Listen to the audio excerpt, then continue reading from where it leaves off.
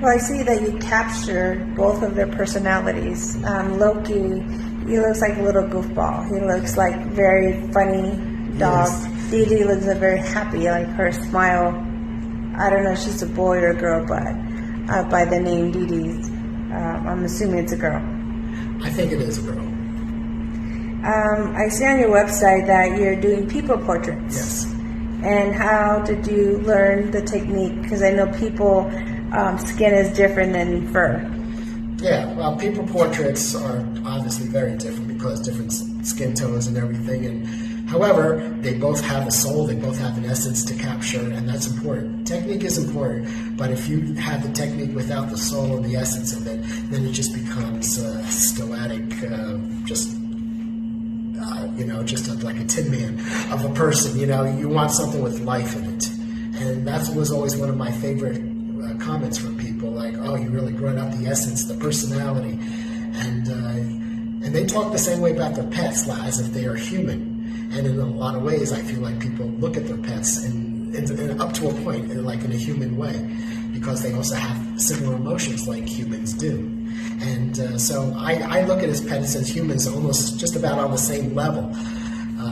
They both talk, just different languages. But I treat them both with the dignity and respect they both deserve. And when you do people, do you need to have them in studio for them to sit for hours, or do you prefer a photograph, or how would you work on that? Well, I've always done with photos. Photos are the easiest way to do it, and just because of the time restraints, sometimes it would take a lot longer. I haven't done someone from a beginning to end, because that would take that, and that's the old way of doing it. And believe me, that would be the best way, because imagine not doing a photograph and you do the entire person, like from beginning to end. But they would have to come in many different sessions to do it. Maybe like 2 hours at a time. And if the average person can't really sit still for more than 10, 15 minutes at a time, it's really difficult. Just try it. But yes, if somebody is willing to do that, I would definitely be up for it, because I think that's just amazing, noble. I mean, that would be just incredible to do. And that can happen in your studio, correct? Oh, correct. Absolutely, yes. So I would be open to that suggestion as well. And there could be a mixture of it. There could be a mixture of photographs as well as live sitting as well. Because you want to get to know the person and the details as much as possible. Well, I would say the same thing with pets. So yes, they're both important. And I personally would love to meet both in person if I had that opportunity, if they're close by. Sure. I see behind you there is a portrait of a child. Mm-hmm. Can you explain that? Oh yes, that is a Chinese baby I met. Yes. Okay. So this Chinese baby, it's a beautiful little baby, but actually it's a big baby, 18 months old. I was in China about 7 years ago. I was doing. If you move over a little bit, there you go. Like that. Yeah. I was doing a mural project with teenagers at a rural village, and I happened to be one of the residents, and she was a beautiful baby. And I took a lot of pictures, and so this isn't one example I actually met someone in person, after, before doing this. So later on, like maybe a couple months later, I started a painting on her, and that's where it began. And I'm like, at the time I was learning under a Taiwanese master painter.